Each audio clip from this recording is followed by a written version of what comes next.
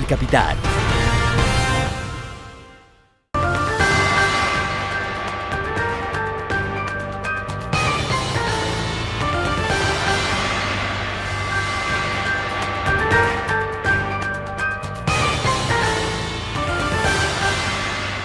Hola, bienvenidos. Les saluda Claudia Palacios. Hoy vamos a hablar de movilidad y específicamente de Transmilenio, que según a quien uno le pregunte representa el objeto de sus amores o de sus odios. Y para eso estamos con la gerente de Transmilenio, Alexandra Rojas, quien muy generosamente ha venido hasta los estudios. Gerente, bienvenida. Muchas gracias por invitarnos. Bueno, usted conoce Transmilenio desde bebé, porque usted hizo parte de la primera administración del alcalde Peñalosa, del diseño, de la financiación, como subsecretaria de Hacienda. Vuelven 15, no sé cuántos años después, y encuentra un sistema que está como, eso que era el orgullo de Bogotá, ya no lo es tanto, y los mismos bogotanos lo atacan y hablan mal de Transmilenio. ¿Cómo ha sido ese reto en estos meses de encontrar a su bebé adolescente en esas condiciones? Pues realmente el sistema sí está en una situación difícil y yo creo que es muy importante reconocerlo uno como administración. Si uno no reconoce los retos, pues no, entonces no los va a abordar. El sistema está en una situación difícil, hay muchas partes del sistema que está aglomerado, el que llaman SITP, digamos, todo el sistema zonal tiene unos retos gigantescos, tiene problemas de frecuencia, tiene unas líneas que quedaron mal trazadas y no están realmente donde la ciudadanía las necesita. Yo creo que hay retos gigantescos y por supuesto que son retos grandes y yo creo que la parte que para mí es más difícil de abordar es que un deterioro de tantos años no se resuelve en pocos meses. Uno quisiera como que ya todo estuviera muchísimo mejor y la realidad es que este es un trabajo de persistencia donde estamos haciendo muchas cosas al tiempo y las vamos a seguir haciendo y tenemos que tener la persistencia para sacar el sistema adelante. ¿Usted anda en Transmilenio todos los días? No todos los días, pero sí lo monto con frecuencia para llegar a, para llegar a mi trabajo, llegar a la alcaldía, para llegar a mis citas y adicionalmente hacemos trabajo de campo con el equipo, pues uno no puede, hay muchas trocales que no son mis rutas naturales y mi trabajo sí es conocerlas, entender qué está pasando, revisarlas y además, digamos, yo creo que hay que ponerle amor al sistema. Digamos, si a mí no me molesta que alguien ponga una publicidad y deje un chazo en una estación, pues entonces ¿a quién le molesta? Y el sistema tiene muchos problemas muy graves, pero hasta que quede un chazo puesto en una esquina es algo que no debe ser y que uno no lo permitiría en su casa. Entonces, ¿por qué lo vamos a permitir en el sistema? Cuando usted como gerente de Transmilenio se monta al Transmilenio y ve alguna de estas cosas que no deberían estar pasando, ¿qué hace o qué ha hecho desde lo anecdótico? Yo ahí mismo llamo a las personas, miramos a ver, hay mil cosas, cómo limpiamos un sitio que por diseño quedó inaccesible y no se puede limpiar. Eso hace unos días me pasó una situación que estábamos limpiando el eje ambiental y encontré un sitio que por diseño era inaccesible para ser limpiado y estábamos en un evento de limpiar. Entonces yo dije, pues ¿cómo podemos hacer eso? Entonces miramos cómo poner la línea de vida, cómo hacer una limpieza porque era seguramente un espacio que no había sido limpiado en 15 años. Entonces uno dice como, pero hay muchas cosas, igual miramos por qué tal infraestructura está puesta ahí, no está utilizada, qué está pasando con eso, cuáles son los horarios de ciertos servicios específicos, dónde están los médicos en los portales, como mil cosas de seguimiento para que el sistema funcione, cosas como el aseo, como la seguridad. Nosotros hemos incrementado el número de horas en que hay vigilancia, porque cuando uno usa el sistema uno sabe que uno quiere que haya, por ejemplo, vigilancia. A propósito de la seguridad, cuando se lanzaron la semana pasada este modelo para que haya policías de civil en el sistema, eso fue inmediato. ¿Ya tienen un reporte de que haya bajado la criminalidad dentro de Transmilenio? Apenas llevamos una semana y además son operaciones que que las hacen ellos, no encubiertos, pero ellos no están uniformados, porque nosotros sí hacemos mediciones de cuál es el impacto de la presencia policial para anticolados, por ejemplo, porque la presencia es obvia. Aquí lo que nosotros estamos buscando es una mezcla de dos cosas. Primero, hacer trabajo para poder para poder capturar bandas. Las personas que cometen crímenes en Transmilenio no es una persona que un día se levanta y decide que va a ir a robar a Transmilenio. Son bandas organizadas que tienen modus operandi, que tienen estructuras, y para eso es importante la presencia de la policía vestida de civil, además de los otros trabajos encubiertos que hace la policía. Pero eso es una parte importante, estar ahí, poder capturar a las personas en flagrancia. Hablemos de las nuevas troncales. Ustedes anunciaron ya un paquete de troncales que van a dejar listas en el transcurso de esta administración y van a empezar por la carrera séptima. Sí. Háblenos de la carrera séptima, porque mucha gente sigue diciendo Transmilenio no cabe por la carrera séptima. No, Transmilenio desde el diseño que se hizo en el 2007 sí cabe en la carrera séptima. Por supuesto que tiene que ser un diseño que hay que hacerlo pues muy bien pensado para la carrera séptima.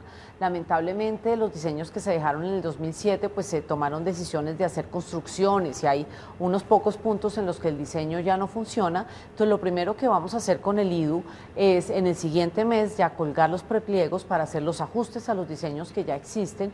Transmilenio sí cabe y además hay que tener claro que la séptima es de las primeras vías que va a estar casi que totalmente parada.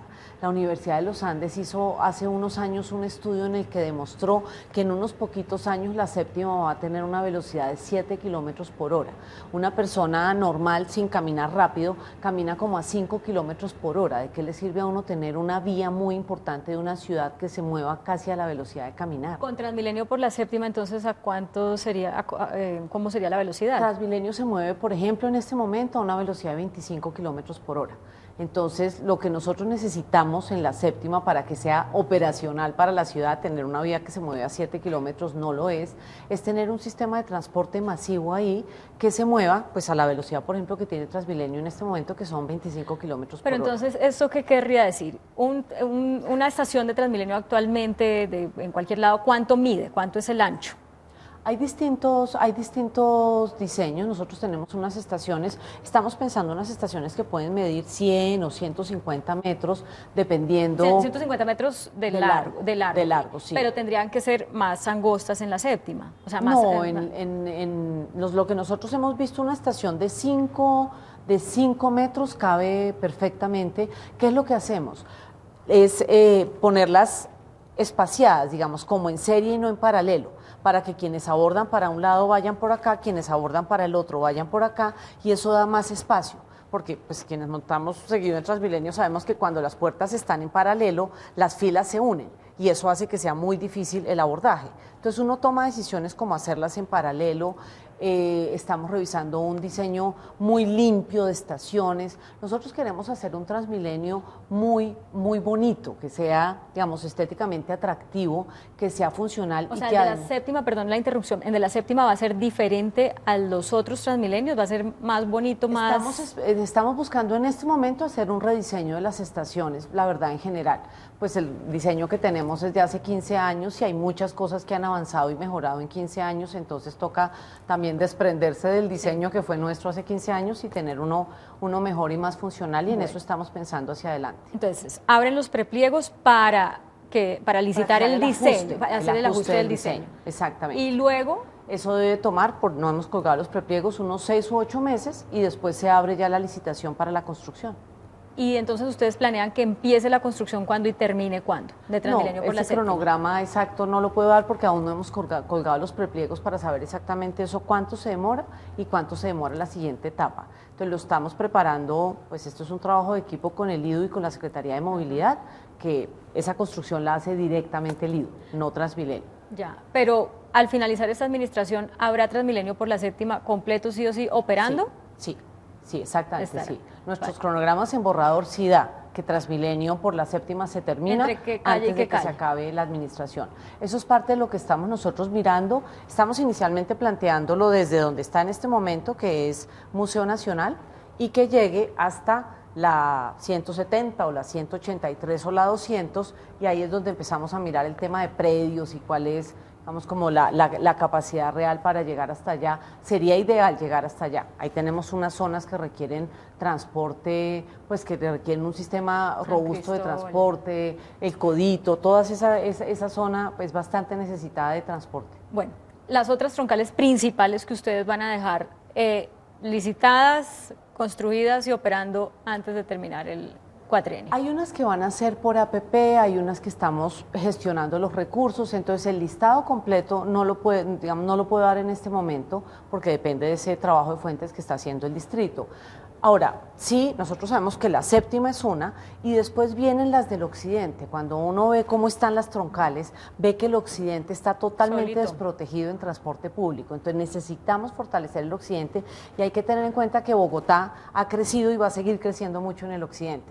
Entonces ahí de oriente a occidente tenemos la avenida 68 que en nuestros modelos da, que es bastante importante, después sigue la avenida Boyacá, después tenemos la avenida Ciudad de Cali y después en Bogotá tenemos pocas vías que atraviesan completamente de oriente a occidente. Entonces esa es como la siguiente etapa y voy a empezar muy al norte, la 170 podría ser una, la 127 otra, pasémonos ya más hacia el centro, la 63 es una que sería muy importante, un poco más hacia el sur la calle 13, todo esto en el mapa de Bogotá es muy importante, la calle 13 es una que se está mirando por ejemplo por APP, la 63 y la 127 la estamos en este momento haciendo los términos de referencia para hacerlo con planeación nacional también por una asociación público-privada que cuente con recursos que vengan del sector privado.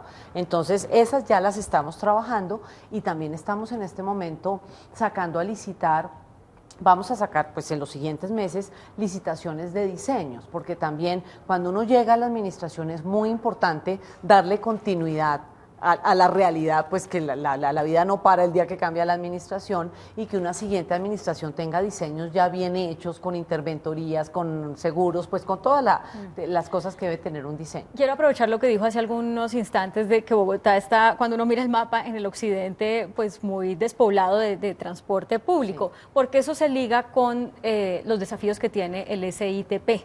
¿No? El SITP debió ser operado en parte por estos contratistas a los que ustedes hace 2 meses les dijeron están incumpliendo, salen de aquí Egobús y Ecobús, y por eso amplían o prorrogan el SITP provisional, ¿verdad? Exacto. Pero ese SITP provisional no se puede prorrogar por siempre porque además la flota es vieja y es chimenea, muchas de ellas, ¿no? Eso es cierto y yo creo que en esos temas hay que decir la verdad. Y la verdad es que el SITP fue diseñado con una flota usada y una parte de esa flota tiene muchos años y por unos años va a ser así y esa es la realidad. Por supuesto yo quisiera que hubiera sido estructurado de una forma distinta, pero en realidad no lo fue. Entonces, ¿son cuántos buses de SITP en promedio qué edad?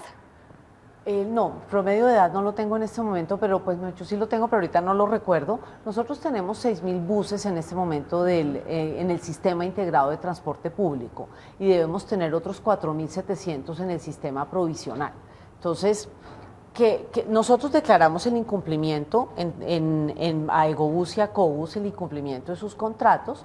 Eran 2 empresas que no estaban operando buses en Bogotá, digamos, no es que dejaron de operar a partir del incumplimiento, sino que no venían operando los buses. O sea, precisamente por eso estaban incumpliendo, porque exactamente, no estaban operando. Exactamente, entonces, y eso era en 3 zonas muy estratégicas, una Suba Centro, la otra Fontibón y la otra Perdomo. Esas son 3 zonas estratégicas. Hoy en día el SITP mueve más o menos 1.800.000 viajes y esas 3 zonas mueven 1.500.000. Entonces, ¿qué es lo que nosotros estamos haciendo en este momento? Una vez que se declara el incumplimiento, podemos empezar a tomar decisiones sobre esas 3 zonas. Entonces, sí, por un rato va a seguir el SITP provisional, mientras nosotros logramos hacer la estructuración de esas 3 zonas que hacen falta. Pero, a ver, si le estoy entendiendo bien y obviamente sin ser una conocedora de estos temas, usted dice, la solución es llevar para allá transporte, o sea, el Transmilenio, en fin. Y mientras tanto, se tiene que extender el SITP hasta que haya ese Transmilenio y eso puede ser 3, 4 años más. O sea, no son no 2 cosas, me explico mejor. Lo primero es importante tener troncales. Nosotros no somos viables pensando que la población que sigue creciendo de esta ciudad, además que no está consolidada y la ciudad también sigue creciendo, la vamos a manejar con este SITP, con el transporte zonal. Eso no es razonable. Las ciudades densas necesitan transportes masivos que tengan capacidad de mover en líneas miles de personas, 20.000, 30.000, 40.000 personas, es lo que uno necesita en hora pico estar moviendo, dependiendo de si está en la Avenida Ciudad de Cali o de si está en la Séptima o en la Caracas. Pero uno necesita una capacidad de mover muchos miles de personas y eso es lo que le entrega a uno una troncal que no le entrega el sistema zonal. Entonces, lo primero es cómo resuelve uno esta situación difícil donde hay un déficit gigantesco que tenemos en Bogotá en el sistema de transporte público. Lo resolvemos con varias medidas que todas van a ir en paralelo. Una primera, más troncales. Nosotros lo hemos llamado, necesitamos troncalizar Bogotá y que Bogotá siga con un plan de largo plazo donde va a haber muchos más troncales. Yo no soy la vocera del metro y por eso no hablo del metro, pero por supuesto que vamos a tener un metro. Sí. Tenemos ya una empresa creada, un gerente del proyecto Metro y ya estamos trabajando todas las semanas con el gobierno nacional para sacar adelante el metro. Entonces va a haber una línea de metro, muchas más troncales y lo que uno va a hacer en el mediano y largo plazo es ir modificando el zonal para ponerlo alrededor de las troncales. Lo que uno hace es alimentar las troncales. Pero el zonal no hay que crecerlo, entonces. Ahí es que acompañarlo del troncal. Claro. O sea, el SITP no hay que ampliarlo, sino que hay que reestructurarlo, ponerle una flota nueva algún día cuando haya con qué, y mientras tanto, aguantar. Y completar la red de los 3 pedazos que están haciendo falta, completar esa red, pero al mismo tiempo, que eso es parte de lo que hemos venido haciendo, ir mejorando lo que existe. Porque el bus no le llega a una persona, o la ruta no es la adecuada para las personas, o el punto de inicio de ruta genera problemas con la comunidad, la cabecera de la ruta. Hay muchos inconvenientes del que ya está funcionando, del SITP del zonal que funciona hoy en día. Pero entonces, si no se pueden hacer los cambios de esa flota que está viejita y que algunos son buses chimenea y que se accidentan y todo eso, ¿qué flota se va a poder renovar en Bogotá durante estos años? Porque es cierto, se sabe que los buses de la fase 1 de Transmilenio ya habría que cambiarlos y no hay plata, y varios de la fase 2 también y tampoco hay plata. ¿Cómo se va a renovar la flota? Varias cosas. Hay una parte de la flota del SITP que es nueva y vamos paulatinamente a irla renovando, pero es paulatinamente en un contrato que dura 24 años, pues que ya van 4, o sea que tiene como unos 20 años más. Pero va a ir habiendo paulatinamente una renovación de flota. Ahora, nosotros ahí hay que seguir haciendo interventorías, revisiones del estado de los buses, revisiones de las emisiones de los buses, como toda esa revisión de calidad del servicio nosotros la hacemos y la vamos a seguir haciendo y en realidad, por ejemplo, en temas de accidentalidad uno ve que menos del 2% de los accidentes están asociados a fallas mecánicas, entonces es muy importante el trabajo de mantenimiento y de supervisión del mantenimiento y eso lo vamos a seguir haciendo. La fase 1 nosotros vamos a hacer la licitación, lo que pasa es que pues hubiéramos querido que la licitación se abriera o en el 2013 cuando debió haber sido por primera vez o al menos en enero del 2015 para que los buses empezaran a entrar este año, que era lo razonable de acuerdo a los cronogramas que ya tenía la administración.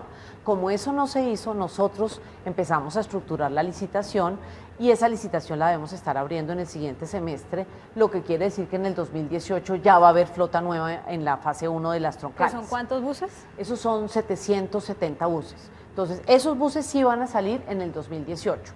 Por ahora nos toca darle una continuidad al servicio que estamos prestando, pues porque lamentablemente no se abrió la licitación a tiempo. Y la fase 2 sí aguantarla un poquito más. Sí, esa es un poquito posterior, entonces esa también la vamos a abrir nosotros la licitación, pero esa sí es hacia finales de la administración que se cumplen los contratos. Entonces ya. Ahí esas dos sí van a tener flotas nuevas. ¿Cómo va lo de las puertas anticolados? Ahí esas no son puertas anticolados las que se están instalando. No, es que yo sé que se les dicen puertas anticolados y entonces cuando yo llegué a Transmilenio pregunté pues por qué son puertas anticolados y como cuál es lo que respalda. No, pues parece que me pareció un buen nombre, puertas anticolados, pero no, lo que son es puertas más robustas. Y en este momento estamos haciendo la recolección de datos porque terminamos la instalación de unas, hicimos la evaluación de cómo funcionaban antes de y ahora estamos haciendo la evaluación después de la instalación para ver cómo han funcionado. Son más robustas. Ahí el tema de las puertas es un tema muy difícil. Nosotros estamos todos los días interviniendo las puertas. Hay muchas puertas, por ejemplo, que la ciudadanía ve abiertas y piensan que están dañadas. Resulta que las puertas tienen un mecanismo para cuando la gente las fuerza a estar abiertas para que el motor no se queme, el motor se apaga. Entonces uno tiene que pasar todos los días volviendo a programar los motores de las puertas, porque cuando los usuarios las mantienen abiertas a las malas, ellas se protegen, y si no tendríamos que estar cambiando motores fundidos casi que todos los días. Entonces ese es un tema que nosotros ahorita ya con el plan de desarrollo y que tenemos recursos, vamos a estudiar. El alcalde nos ha pedido estudiar puertas en el mundo, a ver cómo hay puertas robustas. Pero las que están ensayando, ¿esas han funcionado para disminuir el número de colados o no es Eso por es lo ahí? que estamos estudiando en este momento. saben. Nosotros no sabemos, y no, pues digamos, nos tocó primero, en las que ya estaban instaladas, no se hizo el estudio antes de medirlos, cómo era el comportamiento de colados ahí, para después medirlo después. Nosotros lo estamos haciendo en este momento y después les podré contar ¿Y cómo nos cuándo fue. sabremos cuál va a ser la puerta elegida? En el siguiente semestre nosotros vamos a estar evaluando qué hacemos con puertas. A propósito de los colados, aquí hemos hecho varias notas, sobre todo porque el mayor número de casos de colados se presenta alrededor de los colegios, o incluso hicimos uno alrededor del SENA, y varios de estos estudiantes nos decían, bueno, pues es que como aumentaron el pasaje, entonces pues ya no nos alcanza para el pasaje. Eso es algo que ustedes estén evaluando como para volver a subsidiar algunas poblaciones. Aquí hay una población de casi 1 millón de personas que están subsidiadas, y nosotros tenemos 2.200.000 usuarios cada día. Entonces, la verdad, no es un tema de subsidios, y yo no estoy muy segura que los subsidios hacia el futuro sean sostenibles con un sistema que recibimos. La mitad de los usuarios casi están subsidiados. tiene expedidas tarjetas que tienen subsidios. Entonces, digamos, no. Y la realidad es que mi experiencia, que yo voy recorriendo el sistema por todas partes, muchas veces me toca encontrar colados, y lo que yo he visto cuando llega la policía y hay personas que se están colando, que la policía los devuelve y sacan su tarjeta y pagan. Esa ha sido mi experiencia. O sea, que se colaron incluso habiendo tenido la tarjeta cargada con la que podían pagar. La tarjeta cargada, ni siquiera es que se vuelven a recargar. Entonces yo lo que creo es que cuando el sistema está desordenado, cuando el sistema está sucio, cuando no hay control, cuando no hay presencia policial, cuando hay todos esos elementos, empieza a existir una cultura de todo vale. Y el todo vale es nos colamos, y de ahí del nos colamos y la suciedad y el desorden viene la criminalidad. A propósito del tema, y si me ayudan en el máster a rodar algunas imágenes, a propósito de la cultura del todo vale y del sistema sucio, vamos a ver si logramos ver algunas imágenes teníamos una persona durmiendo y con su bicicleta, y una señora con el paraguas abierto, la señora que lleva sus propias sillas llevan. Hay una que no sé si la tenemos aquí, que es un muchacho armando su marihuana, su cigarrillo de marihuana, y ese tipo de cosas. Ahora con el código de policía, ustedes tienen más herramientas para evitar que mira, una señora cortándose el pelo en Transmilenio, cortándose las uñas. Bueno, este es un colado. ¿Ustedes tienen ahora más herramientas para evitar que eso pase, o eso va a seguir pasando en Transmilenio? No, sí tenemos más herramientas. Nosotros tenemos... El código nos va a permitir a nosotros sancionar conductas que antes no se sancionaban, y además tener sanciones más fuertes para comportamientos como los colados, y cosas como ese muñequito que está vendiendo. Es difícil, y el tema de la cultura, muchas veces vemos a la gente que se queja cuando uno va a sacar un vendedor del sistema. Lo que pasa es que si uno tiene un sistema que está saturado, es muy difícil tener personas que además están utilizando el sistema para actividades distintas a moverse. Bueno, ustedes tenían la campaña No Gracias, ¿no?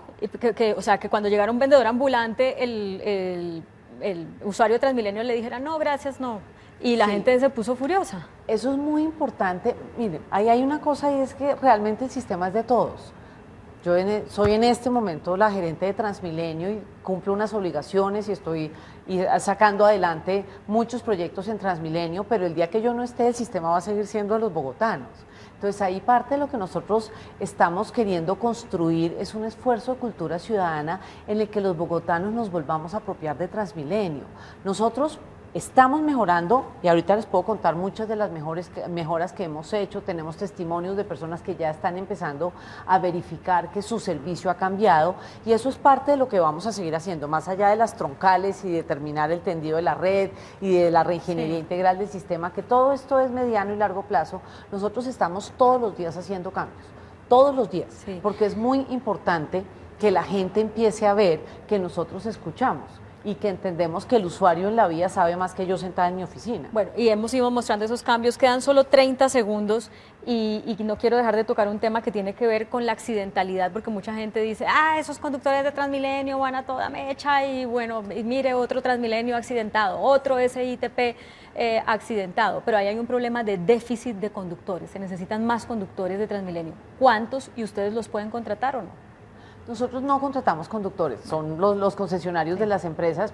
Ahora, sí estamos trabajando con los concesionarios para capacitar más y mejor a los conductores. Nosotros estamos enfrentando una situación en la que tenemos muchos conductores muy jóvenes y con poca experiencia, y eso es una parte del problema. Ahora, en temas de seguridad vial, cuando uno estudia seguridad vial, uno ve que un incidente en la vía suele ser responsabilidad conjunta de varias situaciones. Es muy raro que un accidente o un incidente en las vías sea responsabilidad solo de una persona, eso es bastante inusual. Entonces, nosotros estamos trabajando con los conductores, nosotros mismos, y yo le digo a mi equipo, yo quiero es entender primero, yo Transmilenio, ¿qué puedo hacer para mejorar la situación de seguridad vial? ¿Cómo mejoro mi programación? ¿Qué cosas estamos haciendo nosotros que no incentiven un comportamiento más seguro, sino todo lo contrario? Yo, como en tantas cosas del comportamiento, yo creo que lo más importante es primero preguntarse uno qué hago yo. Estamos trabajando, estamos buscando mejores capacitaciones, hemos hablado con el SENA, hay que seguirlos capacitando. En este tipo de habilidades la capacitación debe ser constante. Conducir es muy difícil, así nos parezca que es muy fácil. Bueno, se quedan muchas preguntas entre el tintero, muchos mensajes que usted quiere dar, por eso la vuelvo y la invito. Estamos como a 2 pisos de distancia, entonces prométanos que vuelve pronto. Claro que sí, por acá estaré y les contaré más cosas. Bueno, Alexandra Rojas, la gerente de Transmilenio, muchas gracias por acompañarnos. Muchas gracias. Gracias a ustedes también por seguirnos. Continúen con nosotros.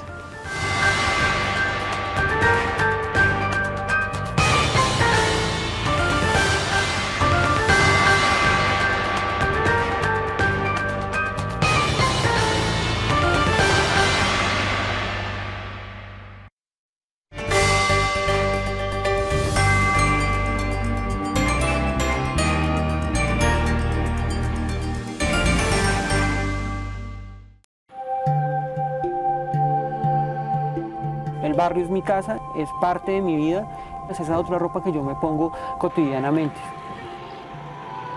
¿Qué es lo más importante y lo que más identifica el barrio? Es la oportunidad de generar esos núcleos de amistad.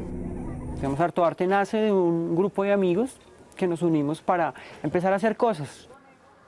Creo que nos une el hecho primero de habitar, de haber crecido en San Rafa, de haber crecido en San Cristóbal. Porque detrás de la loma...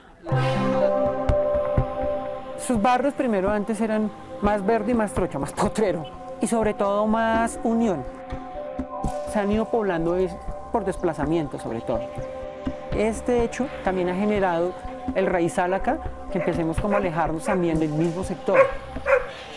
Cuando yo salía de mi casa, empecé a encontrarme con un barrio que cada quien estaba preocupado por su espacio, su casa.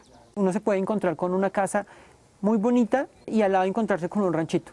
La gente no pensaba que su casa era importante dentro del barrio. Y a encontrarse uno con que el barrio está dividido, como que a cada quien le importa, eso entristece mucho.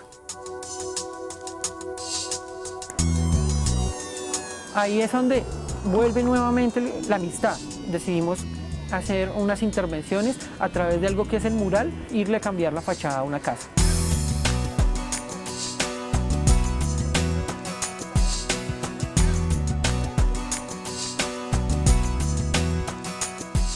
Pero al paso del desarrollo del proyecto, pues eso tiene toda una cantidad de baches y de obstáculos. La cuestión física del mismo espacio. Entonces aquí llueve todo el tiempo.